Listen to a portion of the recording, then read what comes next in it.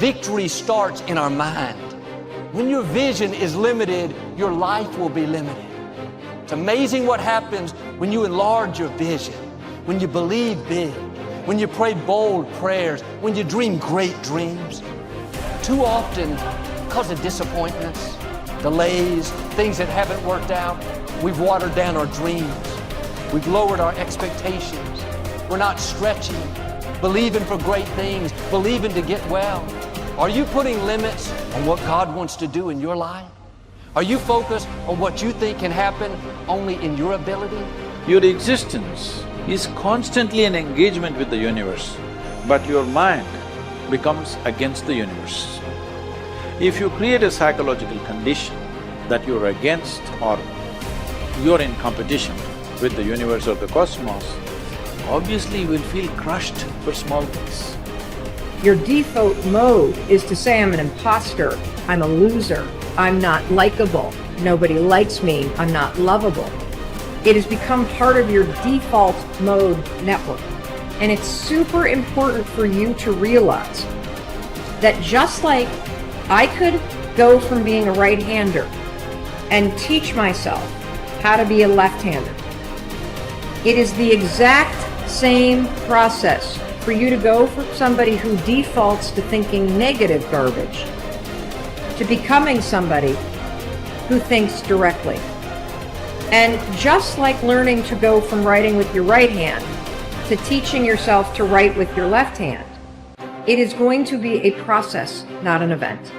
It is going to require you to switch out of the mode where you automatically grab the pen with your right hand and you direct your thoughts to deliberately grab this pen with your left hand. Things are going well, you're happy. When things are not going well, you're sad. But when you learn how to self-regulate and create more coherence in your brain and heart, then you're no longer dependent on your outer world controlling your mood. When you're inspired by something or someone in your life, you feel the magic. Now's the time to be the magic. What are you going to do? Are you going to let the masters inspire you to feel it, or are you going to strive to be a master? It's your choice. The magic is waiting, not only for you just to feel it, but to be it. Nobody can take this away. The first step is getting completely and brutally honest enough to say, I am tired of myself. When you say I'm sick and tired of being sick and tired, that's the facilitator of change. That's when you're ready to say these words, no more excuses. No more excuses. You know that you have an image of yourself inside. When you stand in front of a mirror, you see a reflection of the physical you. But that's not the real you. You have a picture of yourself in your mind. You know, Dr. Maxwell Maltz wrote a book back around 1960. It was called Self-Image Psychology, Psycho-Cybernetics. It's a phenomenal book. He said it was the greatest discovery of his generation. He was a cosmetic or reconstructive surgeon, and he found he would do work on people. He might have done a nose job or removed a terrible scar. And he noticed that when he did that, there was a phenomenal change in their personality. But he noticed with others, he would make a phenomenal physical change and there was no change in their personality. And that led him to postulate that we have two images. We have the one that's coming back from the mirror, but we've got an inner image. And that inner self-image is literally controlling our life. You will find people that have very poor self-image or low self-esteem. They won't look you straight in the eye. They're afraid to shake hands with you. They're very shy and withdrawn. They go through life hiding from life. They don't like themselves. They don't know themselves. Do you know when a person improves their self-image, they change their entire life? Their income changes, their relationship changes, their health changes. And do you know how you do that? Start studying you. Start to find out more about you. There's something phenomenal about you. Do you know, when I began to study this material 57 years ago, I had very poor self-image. I had low self-esteem. I took dumb jobs. I never earned any money. I never had fun. I had poor relationships. And as I started to study real solid information, everything in my life started to improve. I've got friends all over the world today. I earn millions of dollars. I'm in my 80s and I get as much energy as a person in their 30s. You see, when you start to understand really who you are, you're God's highest form of creation. There's things about you that just about blow your mind as you start to study and really understand them. You'll walk a little taller. You'll stand a little straighter. And you know something? You'll enjoy a whole lot more of life.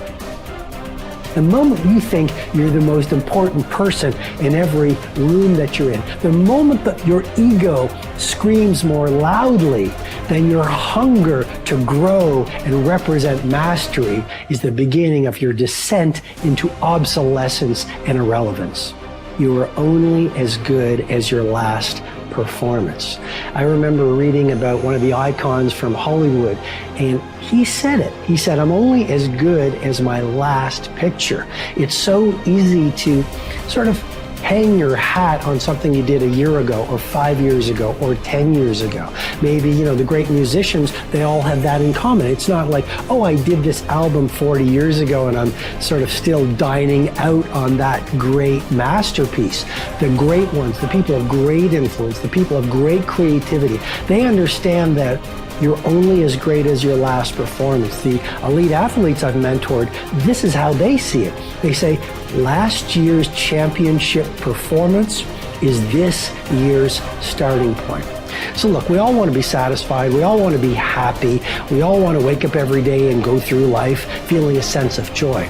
But there is a great danger in being completely satisfied. When I work with the billionaires and the titans of industry and the Hollywood superstars, here's what I notice. They're never satisfied. Now, sometimes if you don't manage that unsatisfaction, you're going to be a very unhappy person. I'm just reporting on reality. A lot of the true titans, it's never enough. They are always dissatisfied. They always want to work their craft better. They always want to have more influence. They always want to have greater impact. They always want to grow their movement. So just remember that first element of this deconstruction. Satisfaction breeds stagnation. You want to be joyful and grateful, and yet at the same time, you never want to lose the fire in your belly to be better, to materialize more of your primal genius, to offer value to more people, and to grow the very thing that you do. So, worrying about whether something will or will not happen is not only completely futile, and what is now being discovered by science, actually adds fuel and power to that thought, making it potentially more likely to occur. Not all of your thoughts have the capacity to change your world. Only the habitual ones, or those that are fueled by emotional intensity. Most people meander through life, ending up in a career because of chance, not choice, and are not that passionate about anything. Therefore, they fail to engage this force in any way other than stressing about their credit card bill. It is the addition of emotion to thoughts that give them their power. How that happens, we don't really know yet. Although how the brain deals with emotions may hold a clue, for a long time it was assumed that emotions arrived after thought.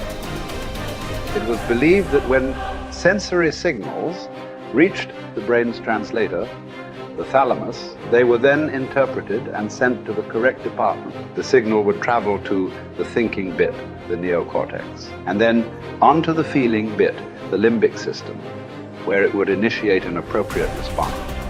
Joseph Ledoux, a neuroscientist at the Center of Neural Science at New York University, was the first to discover that this wasn't the case. There are two little almond-shaped structures called the amygdala perched above the brainstem on either side of the brain. They control emotion. Ledoux's research proved that when signals from the senses reached the thalamus, two signals were sent out, not one. The first traveled across a single synapse to the amygdala, and the second signal was routed to the neocortex for conscious assessment. The result is that the amygdala hijacks thinking and has you springing into action before you are fully aware of what's going on. It is this reflex that will cause you to jump in a river to save a child before your thinking brain has even registered the danger. It's also why an emotional outburst often arrives before the brain's engaged. Unfortunately, This discovery illustrates the fact that emotion has direct and powerful access to the subconscious mind. It triggers action faster than logical thought alone, and therefore may be partly responsible for why emotion is such a potent and essential ingredient in turning thought into reality. The more intensely we feel about an idea or a goal, the more assuredly the idea, buried deep in our subconscious, will direct us along the path to its fulfillment.